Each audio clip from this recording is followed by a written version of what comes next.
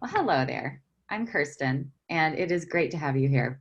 This is Weekly Hope, and I am very glad to see you again and to welcome you back because we have been off for a few weeks enjoying the summer. I hope you all have as well. I know it's been a busy, busy time of year, back to school, whether that's high school or college, end of fiscal year for people out there in the business world. Just a really, really busy time. Seasons are changing. Summer is over. This fragrance of fall is starting to creep into the air. I know for my American friends, it's the advent of pumpkin spice latte season. Uh, well, we do have Starbucks over here in Zurich, but I haven't seen any pumpkin spice latte signs yet. But I hope wherever you are in the world that you're doing well, and we're very, very glad to have you here for this show. If you're joining us for the first time, I will let you know a little bit about Weekly Hope before we welcome our guest, who is right over there. So Weekly Hope obviously is a Facebook Live show that we do most Wednesdays. Some days, sometimes we get lucky and we do 2 shows a week, which obviously this week is one of those. And we do a show on Tuesday as well, around noon Eastern time. And what we do is welcome guests from a wide variety of different areas in the field of mental health, and mostly obviously regarding topics related to eating disorders. And they can be clinicians like we have today, authors, speakers, people with their own recovery stories. And we bring them on to ask them questions, talk about a specific topic, and of course, hear from you. The really wonderful thing about being able to do this on Facebook Live is that we get the chance to hear from you. And so often we have just great viewers who watch the show and always pop on and say hello, tell us where they're signing in from, their name, and you have the opportunity to ask questions. I have my own recovery journey, which I've shared many parts of that on these shows previously. And it's one thing that I just really, really wish that I had had the opportunity to do during my own recovery process, is be able to hear from experts every week and be able to ask them questions. So that's just my encouragement to you, that as you listen, if there's anything, a topic that we talk about or something that a question pops up in your mind, that to at any time, please feel free to sign in and say hello and ask your question, and I will pose them to our guest. So that's a little bit about what we do here. Again, I'm Kirsten. As you can see, this little fluffy head here, this is my unofficial co-host of the show. Elsa is back. She missed seeing all of you, and she says hello. And she also got her little tongue hanging out there. She's my reminder that being imperfect is totally okay. If you embrace yourself and love yourself, then it's all that matters. So without further ado, I'm going to welcome and introduce our guest, and we will jump into our topic for today. So Bethany Casson is joining us from Timberline Knowles. She is a LCPC and the Christian program coordinator at Timberline Knowles. And I'm going to read just a little bit of her bio because it's pretty cool. So Bethany is Christian program coordinator, as I mentioned, and she supports the spiritual development and growth of residents regarding their relationship with God on campus at TK. This is accomplished through encouraging involvement in spirituality groups, Christian groups, religious services, both on and off campus, and one-on-one therapeutic support. Bethany began her journey of faith and counseling integration more than 10 years ago when she began working at a Christian counseling center. She worked as the program administrator for her graduate school's clinical mental health counseling program after graduation, and started at Timberline Knowles as a behavioral health specialist before transitioning into the role of therapist. Bethany obtained her bachelor's degree in psychology from Edinburgh University in Pennsylvania, then went on to Wheaton College in Illinois, where she earned a master's degree in clinical psychology, and she belongs to the American Counseling Association. So that's a little bit about Bethany. Bethany, thank you for joining us. Thank you so much for having me. Yeah, really, really great to see your smiling face. And I had the pleasure of meeting Bethany when I was on campus at Timberline Knowles earlier this year. And she is a fabulous lady, and all the residents are really, really lucky to have you. So first of all, before we dive in, I do want to mention that we are going to be talking about things from the faith perspective today. We cover a lot of different topics here on Eating Disorder Hope, and we are a resource for people of faith, people of no faith, people of multiple different faiths. Today, there obviously are a lot of people who want to incorporate their faith into the treatment process. And so we are going to be talking about things from a faith perspective, particularly a Christian perspective today. So just want to let you all know that before we start. So just little disclaimer there. So Bethany, first tell me a little bit. I know I mentioned it in your bio, but tell us a little bit about what you do day to day at Timberline Knolls. So day to day, I have a little bit of two roles as being the coordinator of the spirituality and Christian program, and then also therapist as well. So day to day with the therapy role, I work specifically with mostly adolescents right now. So I am an individual therapist for some of our teenagers on campus. So I do 2 sessions a week with each of them, and then also run a few different groups. They're all part of the Grace program, the Christian program here at TK.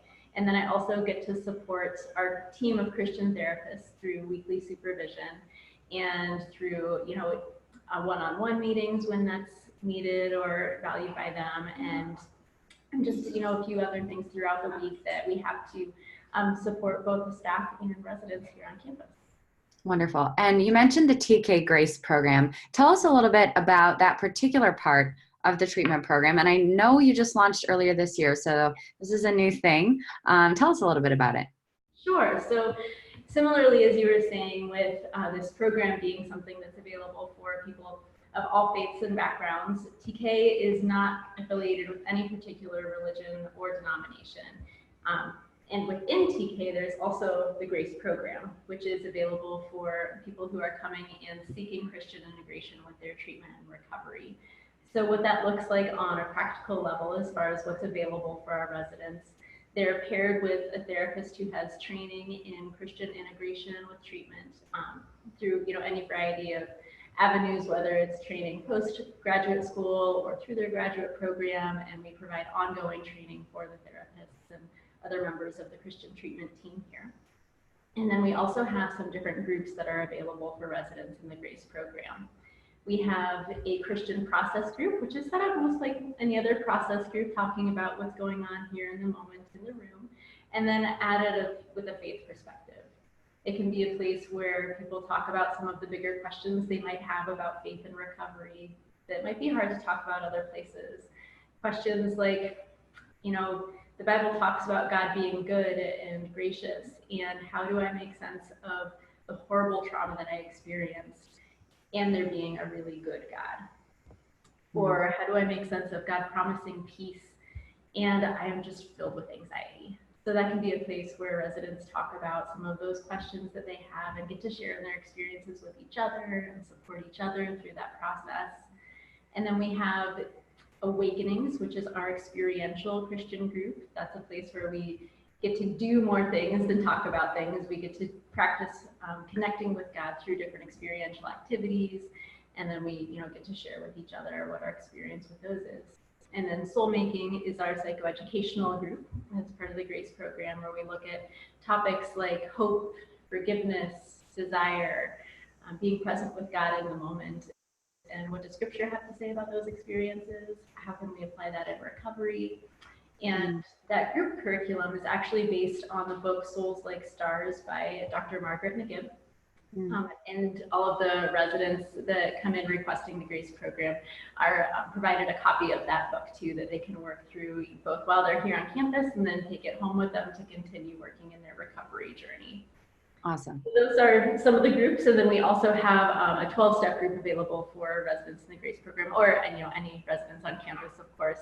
Celebrate Recovery, and that's held twice a week, both here on campus once a week, and then once a week at another location where we transport residents. Awesome. Cool. That was very comprehensive. Thank you. I love it. Cool. So that's a great window into what you do on a daily basis. So the name of the program is the Grace program, TK's Grace program. So that word gets thrown around a lot. I see it all over Instagram. It's very quotable, but what does it actually mean? Absolutely. So the scripture verse that we have as the verse of our program is from John 1, and it's from his fullness we have received grace upon grace. So what the verse is first saying is that it's from God and his fullness and his greatness and everything that he has, that he's made grace available to us. So I think first, grace isn't about us. It's about God and his provision of grace to us. I was actually looking up definitions of the word grace before this because I was expecting this question. Yeah. And one that I really liked was unmerited favor. Mm. So it's something that has nothing to do with our ability to earn it or anything that we could do to come to deserve it. It's all about the other person or party that's giving it to us. So whether it's God or another person, it's about their ability to give favor to us. So favor is like basically liking someone or something. So being liked by God. And that's really countercultural, I think, or I should say counter to what a lot of people believe, come to believe that God is, whatever their iteration is, that God is up in the sky waiting for us to mess up, waiting for us to break one of the 10 commandments, or really looking at us very judgmentally. Why do you think that that is such a typical picture in our minds of who God is? That's a great question. And, I would come to think that it's different for each person where that image of God can come from. For some people, it comes from experiences within, a particular church or someone that, is supposed to be a spiritual leader or representative, of what God is supposed to be like. Our experience of God and how we imagine Him is so often based on the people that are around us because we're able to experience people in the here and now with our five senses, and it's hard to experience God with, in that same way at this point. So, the church or faith communities that we have and the other people in our lives that are spiritual leaders can come to, give us what our own image of God is. So if that's the way that He's portrayed, that can be how we internalize Him. Or, we can also be our own worst critics. And if we base our perspective of God on maybe the way that we judge ourselves, that can also be where that image can come from. Yeah, really great points. What's the difference between back to the term grace, when we talk about someone being graceful, which actually can be a very triggering, at least it was for me as a dancer, a very triggering concept of someone being graceful, because being like a pretty ethereal, light, graceful person was in my head very closely associated with the eating disorder ideal for me. But being a graceful person versus giving yourself grace, there's that word again, or receiving grace from God. How do all these manifestations, what are they really pointing to? Well, I was looking up the verse that's, our verse for the program in the Life Recovery Bible. Awesome resource for any, people in faith that are looking for a resource. And in most passages, there's some little blurb at the bottom that's about recovery. And I really appreciated this one. It says, God's forgiving grace says, I forgive you for your wrongs and love and accept you freely for the person that you are. So forgiveness being that not getting what we deserve. So not getting the consequences or the punishment that we deserve, and grace being getting the good things that we don't deserve. So from God's love, He's able to both get rid of the things that we do deserve and offer us those beautiful gifts that we don't deserve. And, going back to the term graceful and what does it mean to be a graceful person, it does seem like the word graceful has become so separate from the word grace. Graceful seems like it describes aesthetically, someone that's sophisticated, or the way that someone can move, or, when we think about beauty, how that's also, the word beauty has come to describe outward appearance instead of an inward characteristic. It seems like graceful has transitioned to that same, standard as well, separate from what's going on the inside. Yeah, I feel like we need to reclaim it and say, like, when I describe a graceful person, that they were full of unmerited favor for someone else, or they showed other people grace rather than they were a pretty ballerina or something. Yeah. So cool. Thank you for clearing that up for us. So you mentioned in that scripture verse that you just read, forgiveness with grace. Mm-hmm. And you mentioned unmerited favor, right? And this concept of deserving, Mm. which is very interesting. But these concepts all link closely together, especially grace and forgiveness. So I want to talk about forgiveness a little bit. First of all, what is forgiveness and what is not forgiveness? I think this is a really important distinction. Absolutely. It's so interesting. Yesterday, I was actually leading a group for our adolescent ladies about forgiveness, about this very topic, and I was appreciating that that's how that lined up, and however God made that happen, I'm just appreciating that. Yeah. So, what forgiveness is, when we think about what is God's forgiveness, it's taking the things that we deserve to get, those consequences or punishments for, the sin that we have done, and eliminating them, allowing Jesus to bear that. So it's not getting the things or the consequences that we do deserve, and God taking that from us. So God's forgiveness allows us to be let off the hook by Him. And so, thinking about how we can apply that to us, forgiving other people is letting them off the hook for the things that we've done or that they've done to us.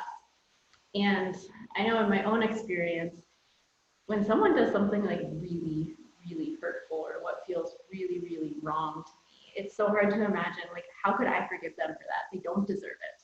Yeah. And that's the nature of forgiveness. Forgiveness isn't deserved. And my own ability to forgive has come from recognizing how much God has forgiven me. And if He can forgive me, then maybe I can trust Him to take care of whatever is going to happen for that person too. Not necessarily that I can say, like, okay, yeah, I'm going to forget it and I'm never going to think about it again and we can reconcile, but I can trust that God's going to take care of it. Mm-hmm. And now, reconciling, sometimes that is part of forgiveness and sometimes not. Thankfully for God and us, He makes it possible for us to be reconciled to Him, and we can have a mended relationship that can be made whole with Him.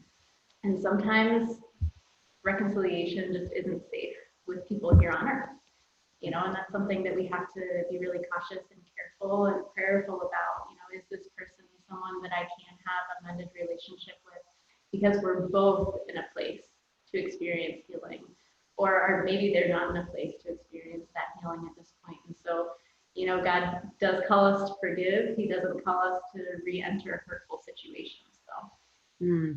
Yeah, I think that's really important because we can work on forgiveness is often done for ourselves, right? Because it is so hurtful to our own mental, emotional, and spiritual health to hold on to grievances, bitterness, and hold grudges against people.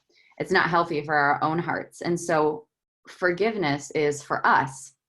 And if we have been wronged by someone very, very severely, the practice of forgiveness is for us. That person may not change. They may not want to change. They may not say sorry. They may not ask for forgiveness. And so forgiveness is healthy for us. It doesn't mean that, as you so rightly say, you have to re-engage with that person even, and who knows what's going to happen with them, but we need to take care of it here. And it also doesn't excuse the behavior, right? Like forgiveness is not saying like, it wasn't that bad or it wasn't that big of a deal. Like it was a big deal. Absolutely. But I'm going to choose to take the high road. Mm-hmm. Right? Yes. And, the bigger the wrong was, the harder forgiveness can be. So the more it takes to, let yourself off the hook, let that other person off the hook. Actually, there's this really interesting image that I saw once of what unforgiveness looks like.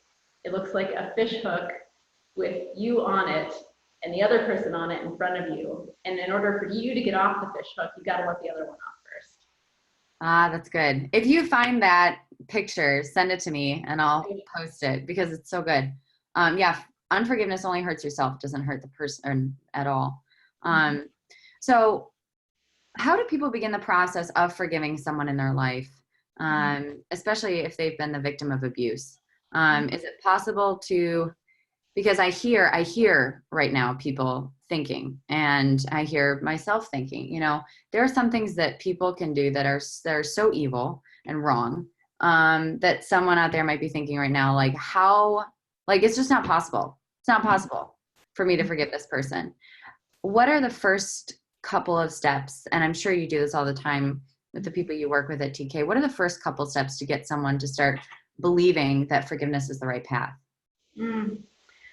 Well, I think before we can consider extending forgiveness to someone else, it's such a crucial step to recognize the forgiveness that we've received. There's the parable about the king and his servant and the servant's servant. And the king forgives his servant for this gigantic amount of debt. But then the servant can't forgive his own servant for this small debt. And what the king expects is that because his servant was forgiven this gigantic amount of debt, that should enable him to go and forgive someone else.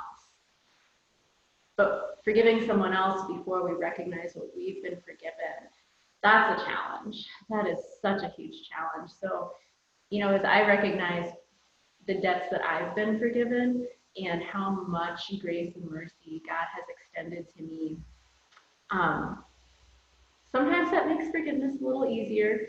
Sometimes what it does is empowers me to trust God, that I don't know what you have in store for this person that has done these evil, harmful, truly grotesque things.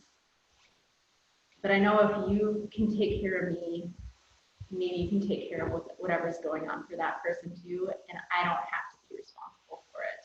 Mm-hmm. So I think one of the first steps in forgiving is recognizing God's forgiveness of our own sins and mistakes. Yeah, that's so good. This is a question that just popped into my head is, when you realize in the process of recovery that you may have hurt people, yourself, how do you encourage people to ask for forgiveness rather than holding on to the shame and guilt that can come with that? Because we all hurt people, right? Just because we talk about self-love in the recovery community and like giving yourself grace and I'm imperfect and all that, doesn't mean that we don't sometimes say things or do things that we shouldn't have done or hurt people in a certain way. How do you start the process of asking and seeking forgiveness? Of course, and especially when, when the eating disorder voice is so loud, it can be really hurtful, not only toward ourselves, but the people around us. Yeah. So, again, I think recognizing God's ability to forgive us for hurting the people around us and accepting it. It's one thing to believe that God forgives us. It's another thing to accept it to the point that we can also let ourselves off the hook. So seeking forgiveness from other people then can be such a powerful experience. And, that also takes some wisdom and prayer and seeking God and determining whether the people are going to be ready for that conversation. So, I would absolutely encourage, communication with some trusted people around someone seeking recovery, whether that's counselors or sponsors or, whatever the case might be, considering, okay, so is this other person going to be ready for me to ask their forgiveness or because, we wouldn't want to be placing, ourselves into a situation where more hurt can come. But, what a powerful experience it could be to seek forgiveness from the people that, we've hurt in the process of our illness, and then allow them to extend that forgiveness to us. Yeah. The harder part of that process can also be, like I said, letting ourselves off the hook when they forgive us too. Mm-hmm. Yeah, and I just want to point out that something that you said again and again is that all of this work, which is a really hard, like soul, I don't even know the word for that, but yes, yes, I know what you mean. It's really hard, that so much of it should be done with a support team, a therapist, a counselor, someone you trust. So get support. Do not do this alone. Do not try this at home. Get support. So transitioning to our last few questions here, you talked about getting that knowledge from the head to the heart. Mm-hmm. we can know in our heads that we're forgiven by God, but still feel like we need to earn it. Mhm. How do you help clients get from the head to really feeling and accepting being forgiven by God? Mm. And that can be such a tough thing. Our culture is so intellectually driven. We talk about knowing the things, and it's hard to feel the things. And so often, when we're struggling, it's hard to trust our feelings in the first place because they send us all of these really uncomfortable messages that feel like there's just too much to it. How do we get from so often knowing God forgives us? It's hard to trust our feelings in the first place because did that echo show up for you there as well? Yeah. Sorry. It just, the Facebook Live opened in a separate window as well. So no, all good. Yep. So that's part of where some of those experiential things come into play for us here at TK. Just as a little bit of an example, one of the things that we physically do to engage mind, body, spirit in one of our awakenings groups is a practice of identifying and physically carrying around something that represents our burdens. Pilgrim's Progress. Yes, yes. Yeah. So what are the burdens that I'm carrying in life right now? What can I name them? And then physically carrying something around. And what we do is we actually interact with each other while we're holding on to our burdens and recognize, what does it feel like to be holding my burden and interacting with you? And I'm noticing your burden too, and we're interacting with each other. So good. And as we go through that process, eventually where we conclude is physically carrying our burdens and laying them down, and then backing away and leaving them with Jesus. Because he says he's willing to carry our burdens. He's willing to exchange the burdens that we have for his rest, which is what an amazing deal that is, that he's going to take our burdens and give us rest. He kind of gets the raw end of the deal there, but I'm so thankful that he's willing to do that. Yeah. And so as we physically engage mind, body, spirit in that type of activity, it shifts even the parts of the brain that we're using to process that.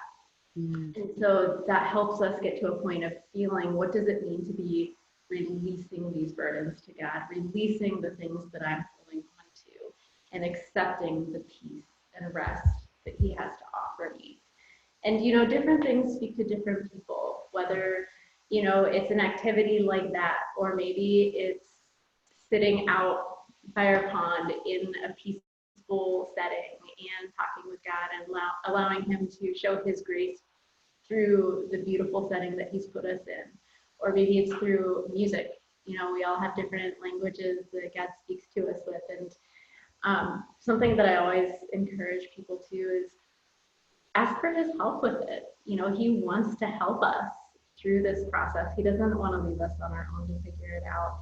And the more that we seek him and allow him to speak to us the way that he wants to, that's where the answers to our questions come from. Very few times have the answers other people have given me to my questions about God. Those usually aren't nearly as satisfying as the ones that he gives me about himself. Yeah, absolutely. I'm just listening. Preach. I just want to share Becca, who often comes on here and has excellent comments. She wrote, and she said, the word deserve I found to be a very difficult word for many who suffer from an eating disorder. I don't deserve to eat because I didn't or did do X. Oh yeah. Or I don't deserve recovery. I don't deserve to feel okay, good, happy, loved. It's very difficult to get that concept. Deserve doesn't equal or equate to some measurable action.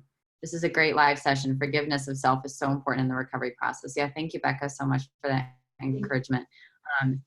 Yeah, we are so wrapped up in this. I talk about, it's like content. Our culture never wants us to be content. It's like, if you get anywhere, it's like, no, you can't be content. You should have more. You should want more. You should do better. And then once you get there, the inner critic is all like, well, you didn't deserve that anyway, or you're really a fraud, or you're, really, if people find out who you really are, like, what the heck is going on? Why is our culture so like that, Bethany? That's a great question. You know? Such a great question. Yeah, I don't know. But Becca, thank you so much for sharing that. And I hope that anyone that is listening and is hearing the eating disorder voice or has heard the eating disorder voice say that so loudly, you don't deserve this. It's just a lie. Like, just flat out. It's a lie. And when you hear that voice, you need to say, you are a liar. That's not true. I do deserve this. And I don't need to earn my worth. I have it already. You have it already. That's the truth. Just so you know. And Elsa agrees. So Bethany, last two questions here. So first of all, if there's someone watching who now or on our YouTube channel when we post this later, who is a parent or a spouse, a friend, a loved one trying to support someone in recovery, what advice would you or encouragement would you give them? How can they best support their loved one? I mean, if someone is looking to support them and they're, coming from a Christian perspective as well, one of the most powerful things we can do is pray for the people that we love and, ask for God to show himself to them however he is going to in that moment. And also ask him to help us support them, allow his spirit to work through us in the ways that we can support them. And then, on some other practical levels, being an example of someone who can practice grace and forgiveness toward themselves and toward that person. When we are interacting with someone who's already struggling and we speak about ourselves in a condemning or judging way, or we're talking about what we deserve or don't deserve, then that's also showing that we're not living in that space of grace and fullness. So if we treat ourselves the way that we would hope that our loved one would treat themselves, then that shows an example of it. And then also practicing grace and forgiveness toward them in the moments where that eating disorder is taking over and dictating their words and actions. Wow. Really, really helpful advice to be a model of self-compassion. And then last question, we always get people who watch this and are in the recovery process themselves. Someone is watching this and this is really resonating with them, but they're just really struggling right now. How would you encourage them? I would encourage first to pray. If this is something that is speaking to you, invite Jesus into the space that you're in right now. He experienced struggle and pain, and he knows what it feels like to be in that space too. So invite him into that space with you and, see what he has for you. Also, please don't hesitate to reach out to other people that long to show you that support and that grace too. There's so many that do, and also to practice wisdom. Who are the people that will show me that grace and love and support, and not to reach out in that way to the people that aren't ready to do that for us yet. So good, Bethany. Thank you so much. Thank you for your time. Thank you for your wisdom. And of course, thank you for the work that you do saving lives on campus. Really, really cool. My pleasure. Thank you so much. Yeah, thank you. Well, and thank all of you for staying with us and watching. If something on here really resonated with you, and especially if there's someone that you are thinking of in your life who may need to hear this message, please feel free to share. It will also be posted a little bit later on our YouTube channel, on the Eating Disorder Hope YouTube channel as well, so that you can share the link. But wherever you are, we just, both of us, hope and pray that you're taking care of yourself well. And if you've been believing these lies that you don't deserve goodness or you don't deserve to be happy, you've been sick for too long, God doesn't love you. How could he love you after you've done X, Y, Z, all these things? I just want you to know that those are all lies. And the truth is that you are precious. You were created uniquely and are designed by a loving Father who just thinks the world of you. That's the truth. And I hope that wherever you are when you're watching this, that you can take that to heart. And even if you can't believe it right in this moment, that we've planted a little seed that will grow and you'll be able to believe it later. So thank you for watching. We'll be back here tomorrow, Wednesday, September 18th, for another episode of Weekly Hope. That'll also be at 12 p.m. Eastern Time. I hope that you'll consider joining us. Thank you again for this time you've shared with us, and we will see you tomorrow. Ciao, everyone.